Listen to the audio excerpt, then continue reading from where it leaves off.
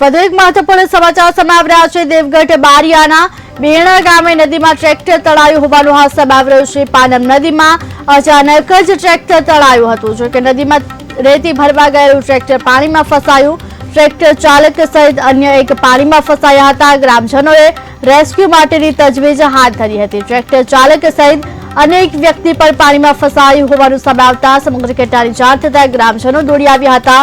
ગ્રામજનોએ ઘટના સ્થળે પહોંચી રેસ્ક્યુ માટેની તજવીજ હાથ ધરી હતી। નદીમાં રેતી ફરવા ગયેલું ટ્રેક્ટર પાણીમાં ફસાયું હતું। પાનમ નદીમાં અચાનક પૂર આવતા ટ્રેક્ટર તળાયું હતું।